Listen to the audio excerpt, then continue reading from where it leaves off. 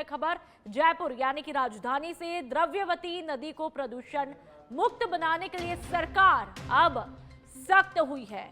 द्रव्यवती नदी को प्रदूषण मुक्त बनाने के लिए सरकार बेहद सख्त। अतिरिक्त मुख्य सचिव आलोक गुप्ता ने किया द्रव्यवती नदी का निरीक्षण। मुख्यमंत्री भजनलाल शर्मा के स्पष्ट निर्देशों की अनुपालना में कार्रवाई तेज। बम्बाला पुलिया से स्वर्ण जयंती पार्क तक व्यवस्थाओं का जायजा भी लिया गया। जेडीए, नगर निगम और प्रदूषण नियंत्रण बोर्ड के अधिकारी मौजूद रहे। 5 दिनों में सर्वे कर व्यापक कार्य योजना तैयार करने के निर्देश दिए गए। प्रदूषण रोकने के लिए ठोस और प्रभावी समाधान तैयार होंगे। चिन्हित नालों को प्राथमिकता से बंद करने के निर्देश। टाटा प्रोजेक्ट के मेंटेनेंस कार्यों की नियमित मॉनिटरिंग के निर्देश भी दिए गए। आपको बता दें कि नदी किनारे शौचालय और वॉकवे की सफाई सुनिश्चित करने के निर्देश भी दिए गए। द्रव्यवती नदी को स्वच्छ बनाना सरकार की प्राथमिकता। तो अब द्रव्यवती नदी को स्वच्छ बनाने के लिए सरकार पूरी तरह से कटिबद्ध है और ऐसे में काफी सख्त भी दिखाई दे रही है। वॉकवे की सफाई सुनिश्चित करने के निर्देश भी दिए गए।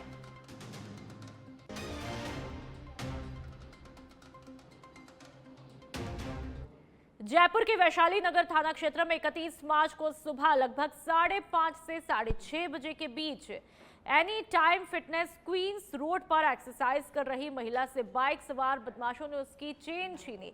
वैशाली नगर, जवाहर नगर सर्किल, बजाज नगर और शिप्रापत में 4 और वारदातों को अंजाम देने वाले आरोपियों में से पुष्पेंद्र सिंह गुर्जर को वैशाली नगर पुलिस ने थानाधिकारी आरती सिंह के नेतृत्व में गिरफ्तार कर लूटी गई चेन बरामद की। मामले में संवाददाता राकेश दाधीच ने वैशाली नगर थानाधिकारी से खास बातचीत की।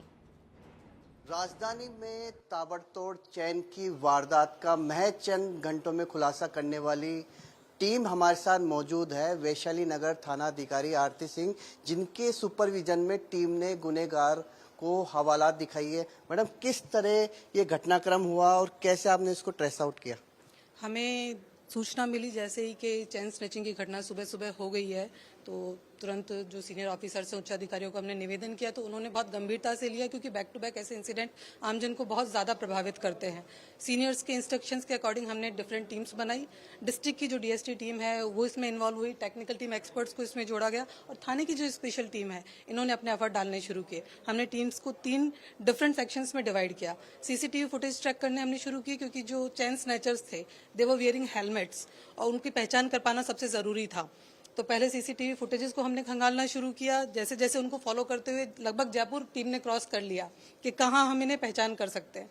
पहचान करने के बाद में जो हमारी टेक्निकल टीम है उन्होंने उनकी पहचान के बाद उनके नंबर्स को ट्रेस करना, उनकी सीडीआर को निकालना, उसको एनालिसिस करना। साथ ही हमारी तीसरी टीम है, उसने जहाँ जहाँ उनकी संभावनाएं थी सीडीआर एनालिसिस के बाद में उन संभावनाओं वाली सभी जगह पर दबिश दी।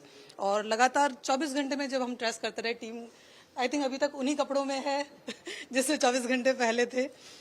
लगातार जब पीछा करते रहे तो फाइनली उन्होंने उन्हें एक जगह खाना खाने के लिए जहां वो रुके वहां हमने उनको पकड़ा।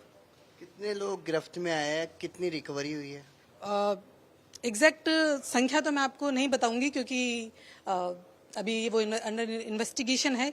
क्योंकि इस घटना के बाद में वैशाली में ठीक है घटना करने के बाद जब हमारी टीम उन्हें ट्रैक कर रही थी, रूट बना रही थी, उसी दौरान उनके हौसले इतने बुलंद थे कि उन्होंने जयपुर के और दूसरे जिले जयपुर ईस्ट और साउथ में भी वारदातें की।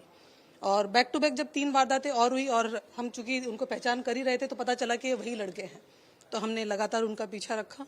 और कुल 3 घटनाएं हैं, जिनमें ईस्ट में घटना हुई है, जवाहर सर्किल में, शिप्रापत में घटना हुई है, बजाज नगर में घटना हुई है और एक घटना वैशाली नगर में भी हुई जो सबसे पहले हुई थी।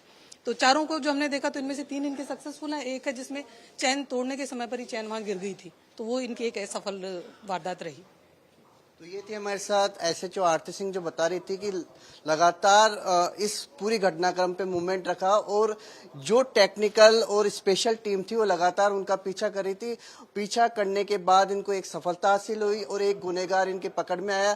बाकी जो अन्य साथी फरार चल रहे हैं वो भी जल्द से जल्द पुलिस की गिरफ्त में आएंगे, ऐसा पुलिस दावा कर रही है। कैमरा पर्सन दिनेश के साथ राकेश दादी, सच बेधड़क, जयपुर।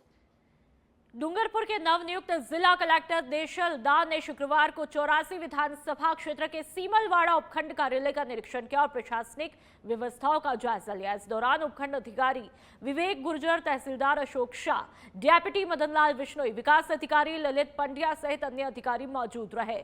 जिला कलेक्टर ने कानून व्यवस्था, विभागीय कार्य और सरकारी योजनाओं के क्रियान्वयन की समीक्षा की और अधिकारियों को निर्देश दिए कि योजनाओं का लाभ आम जन तक समय पर और पारदर्शिता के साथ पहुंचे। उन्होंने नव पदस्थापन के बाद सभी अधिकारियों से परिचय लिया और क्षेत्र की सामाजिक आर्थिक स्थिति का जायजा भी लिया। दौरे के दौरान लिखी बड़ी गांव के ग्रामीणों ने चरागाह भूमि से जुड़े मामले में अनियमितताओं की शिकायत करते हुए ज्ञापन सौंपा। इसके बाद जिला कलेक्टर ने उपखंड अधिकारी और विकास अधिकारी को जांच का शीघ्र रिपोर्ट पेश करने के निर्देश दिए। इस दौरे से प्रशासनिक कार्यों में तेजी आने की उम्मीद जताई जा रही है।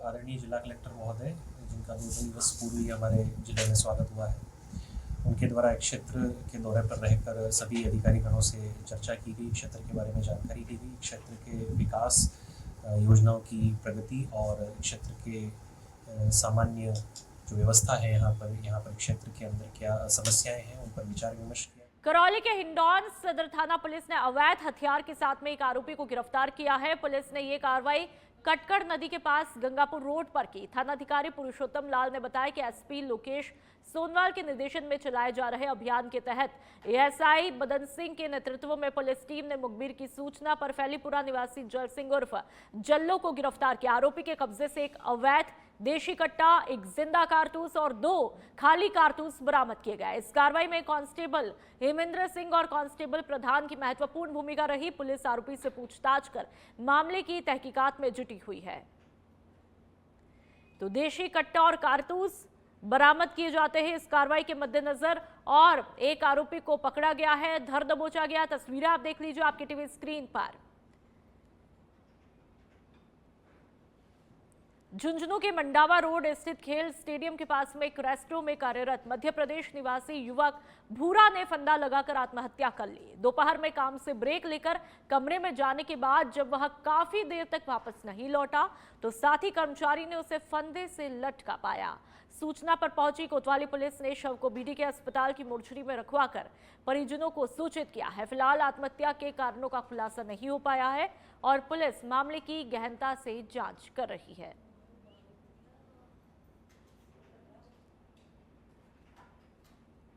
करीब 2 बजे के आसपास से सूचना मिली थी कि स्वर्ण जयंती स्टेडियम के पास अंबा टावर में काम करने वाला मजदूर जो एमपी का रहने वाला है, छत के ऊपर बने हुए बाथरूम के अंदर फांसी खाकर आत्महत्या कर लिए, जिस पर मौके पर पहुंचा। मौके पर पहुंच के डेड बॉडी को नीचे उतराया और इमरजेंसी में लेके आया। लाश को मृत घोषित कर दिया, जिसकी लाश को पोस्टमार्टम के लिए मोर्चरी में रखाया गया है, जिसकी रिपोर्ट प्राप्त होने पर अग्रिम कार्रवाई की जाएगी।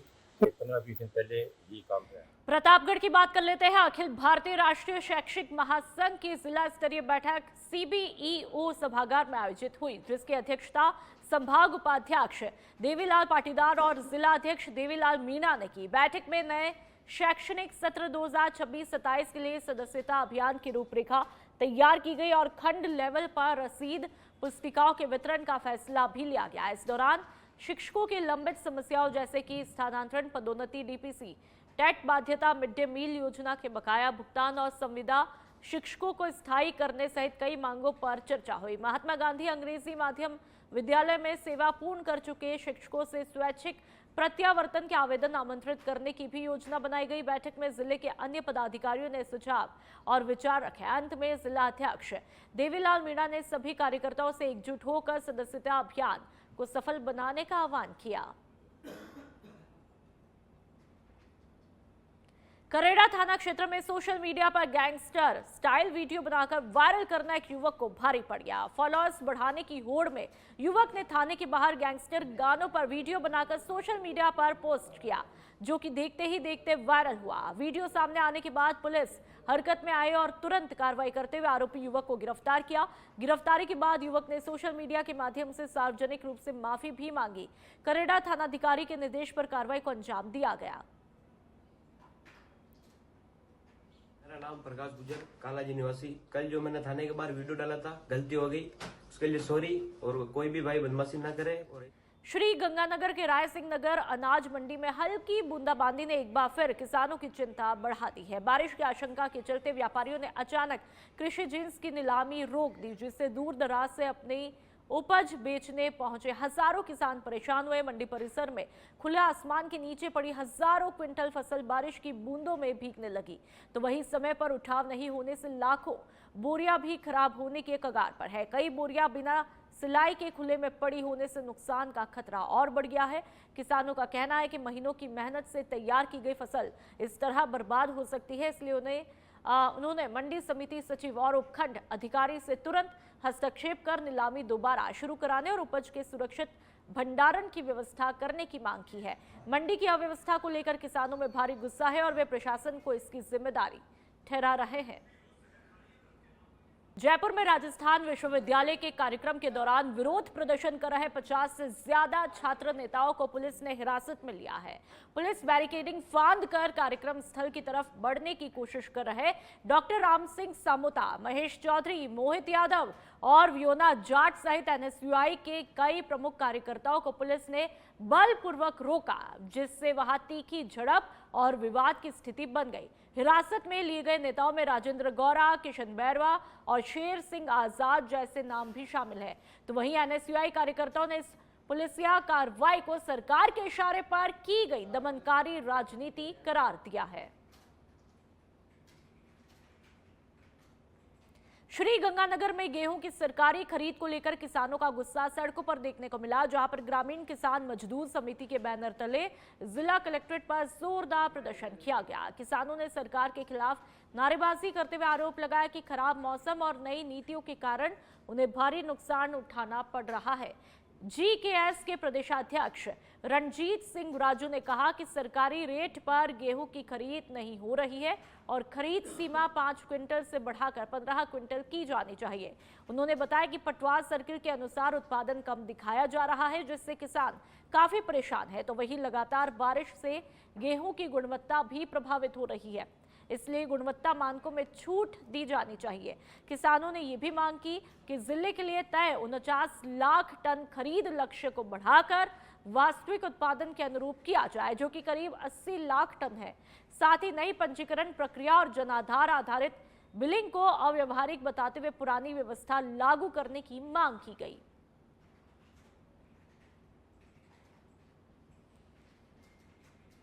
अब सरकार कह रही है हम दाना दाना खरीदना है, बारदाने के इंतजाम नहीं है। और जो आधिकारिक इनका ऑर्डर निकाला गया है वो लक्ष्य रखा गया है गंगानगर जिले के लिए 49 लाख क्विंटल, जबकि अनुमानित उत्पादन कम से कम 80 लाख क्विंटल होगा।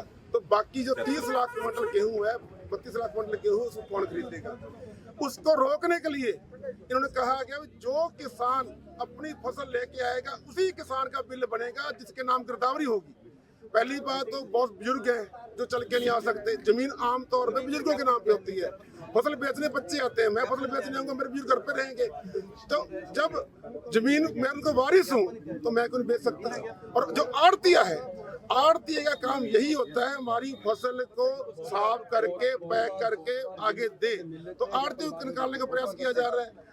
और प्रति बिघा किसी पटवार सर्कल के 7 क्विंटल लेंगे, किसी पटवार सर्कल से कह रहे हैं 10 क्विंटल गेहूं लेंगे। इस कारण गेहूं किसानों को नहीं बिक पाएगी। बरसात बढ़ गई है, उसके वजह से रंग भी खराब हो गया।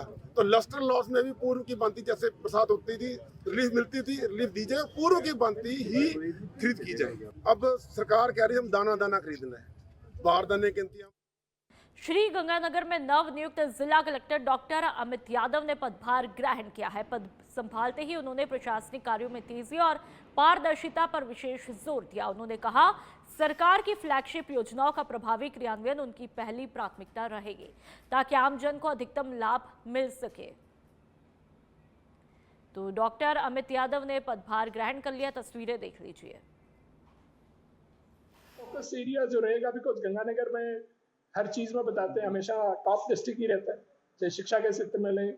मेन जो सबसे रहेगा यहाँ, जैसे पहले कलेक्टर साहब ने भी चलाया था, नशा मुक्ति जो वो प्रायोरिटी एरिया रहेगा। हेल्थ में जो आया था, जो अपने इनसे रिलेटेड जो इलनेस हैं बात करें हेपेटाइटिस बी का, सी का, तो वो निडल बेस्ड इंजरीज और जो होती हैं इन्फेक्शन, उस चीज़ को टारगेट करना और नशा मुक्ति को टारगेट करना, ताकि यूथ को जो है वापस मुख्य धारा में अच्छे से अपने आए, उनके लिए एम्प्लॉयमेंट अपॉर्चुनिटी ज़्यादा से ज़्यादा क्रिएट।